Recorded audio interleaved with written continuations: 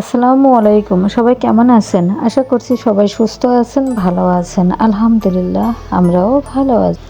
আমি এই যে সন্ধ্যার সময় চলে আসছি মেয়েদের কফি বানানোর জন্য। ছোটরা বড়রা দুইজনই বললো হচ্ছে কফি বানান। তো কি আর করব, কফি বানাইতে চলে আসলাম। তার সাথে আমার জন্য 1 কাপ বানাবো। তো এইখানে হচ্ছে যে কফি নিছি 2 চামচ, আর হচ্ছে 2 চামচ হচ্ছে চিনি নিছি। নিয়ে একটু ঠান্ডা পানি দিলাম।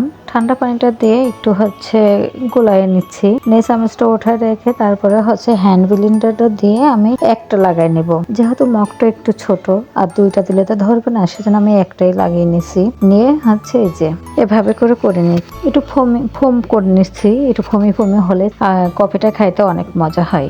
এই জন্য ভাবলাম যে হচ্ছে এভাবে একটু করে নিই। তো এই যে দেখতেই পাচ্ছেন কি সুন্দর কালার হয়েছে আর অনেক ফোম হয়েছে। এই যে তো যারা ভিডিওটি দেখছেন তারা একটা লাইক দিবেন, কারণ আপনাদের একটা লাইক আমাকে আরো একটি নতুন ভিডিও বানাইতে উৎসাহিত করবে। আর আমার ভিডিও যদি আপনাদের কাছে একটুও ভালো লেগে থাকে তাহলে সাবস্ক্রাইব করে পাশে থাকবেন। বেল বাটনটি অন করে রাখলে আমি যে ভিডিওটাই দিব না কেন আপনাদের কাছে নোটিফিকেশন চলে যাবে। প্লিজ একটা লাইক দিন। আপনাদের লাইক আমাকে আরো অনেক দূরে এগিয়ে যেতে সাহায্য করবে। তো এখানে নিয়ে আসে আমি হচ্ছে 3 কাপে 3 চামচ করে আগে দিয়ে দিই। দেওয়ার পরে তারপরে হচ্ছে আমি পানি দেবো। যে গরম পানি ওয়াটার কেটলিতে গরম করছি সেটাই হচ্ছে আমি দিয়ে দিচ্ছি। দেখেন উপর কি সুন্দর ভাবে ফেনা হয়ে আছে। এটা খাইতে না অনেক ভালো লাগে। আর যেটা ছিল মগের ভিতরে আর 1 চামচ করে উপরে দিয়ে দিলাম। দিলে ফেনাটা হয়ে থাকবে, ফোম হয়ে খুব ভালো লাগে খাইতে। আর হচ্ছে দেখতেও বেশ মাশাআল্লাহ অনেক সুন্দর দেখা যাচ্ছে। আর এখানে হচ্ছে আমি এই যে এনেছি বিস্কিট ছিল, তো আমি এবার বিস্কিট হচ্ছে মানে বয়েমা উঠায় নিই।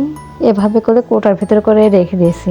যে হচ্ছে আপনাদের ভাই হচ্ছে সবসময়ের জন্য সন্ধ্যার সময় বিস্কিট খাই। আমি নাস্তা কদিন বানাইতে পারছি না, বানাচ্ছি না। তো বিস্কিট হচ্ছে নিয়ে এসে রাখছে। তো আমি এভাবে করে কাগজ করেই আমি রেখে দিছি, কাগজে করে যে হচ্ছে এরকম ভাবেই থাক একটার ভিতরে।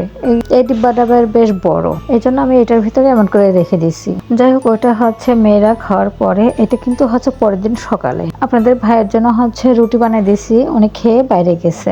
আর আমি এখানে হচ্ছে আলু ভর্তা করছি। মেয়েরা হচ্ছে আলু ভর্তা খাবে আর পটল ভাজি করব। তো এখানে আছে শুকনা মরিচ আর হচ্ছে কাঁচা পেঁয়াজ, একটু সরষের তেল লবণ দিয়ে খুব ভালো করে একটু মাখিয়ে নিচ্ছি।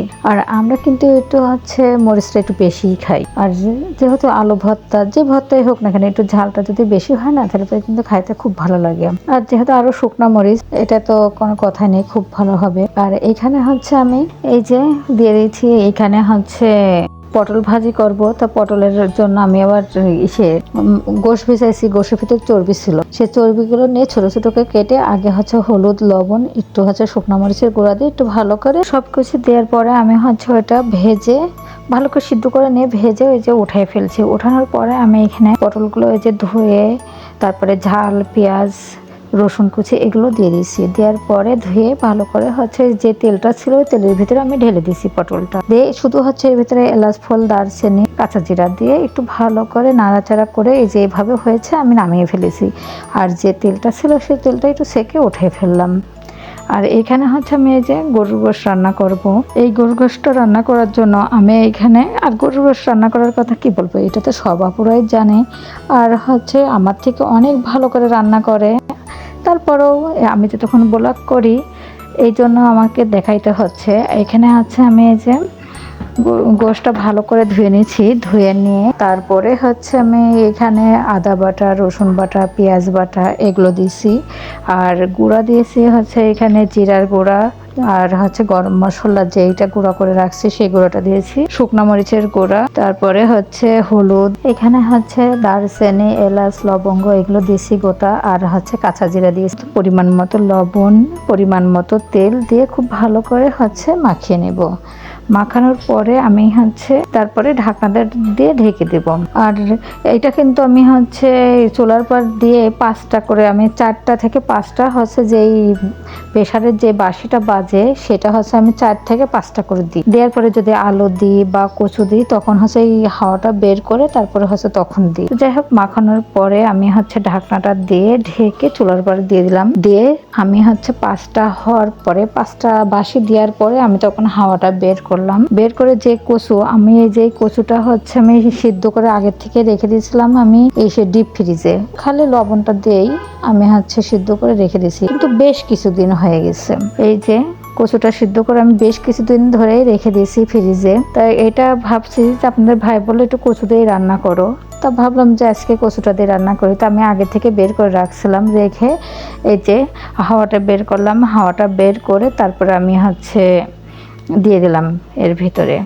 দিয়ে আমি তো কিন্তু আবার ঢাকনাটা দিয়ে ঢেকে দিব, বেশ কিছুক্ষণ ঢেকা থাকবে। থাকলে তারপরে আমি মানে জাল দিব না, এমনি নেড়ে চেড়ে আমি হচ্ছে ঢেকে রাখছিলাম।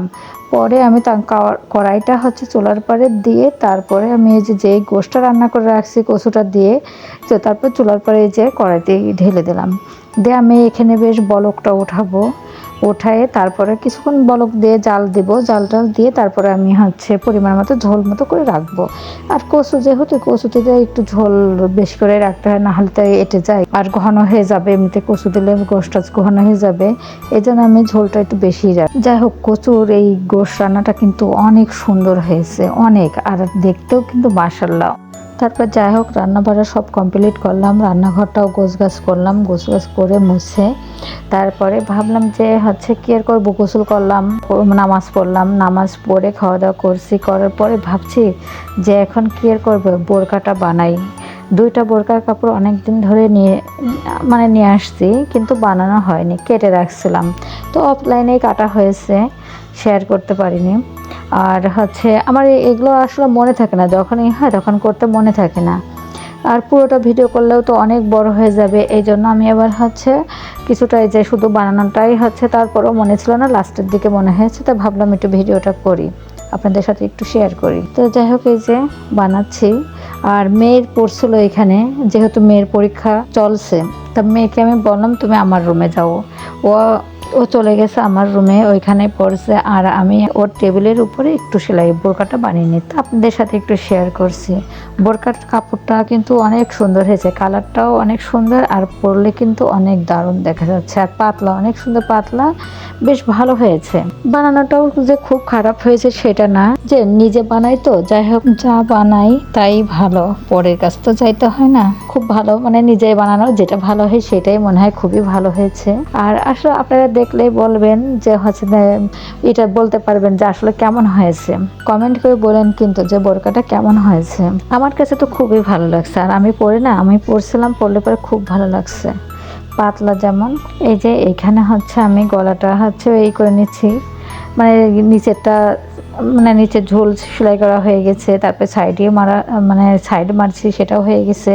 আর আমি কিন্তু এখানে একটা প্লাকেট দিয়েছিলাম, এখানে হচ্ছে যে পেস্টিং বক্রম যেটা আছে ওটা লাগে, আমি কিন্তু সেলাই মাঝখানে একটা সেলাই দিয়েছি, দিয়ে এঁটে নিয়েছি, এঁটে নিয়ে তারপরে আমি গলার পাইপিংটা করে গলায় হচ্ছে সেলাইটা দিয়ে নিলাম, মেশিনে সেলাই করছি। যাই হোক, পরে যে দেখাচ্ছি কেমন হয়েছে আপনারা কিন্তু বলেন। আর যারা ভিডিওটি দেখছেন এতক্ষণ ধরে, তাদেরকে অসংখ্য অসংখ্য ধন্যবাদ। আসসালামু আলাইকুম, আল্লাহ হাফেজ।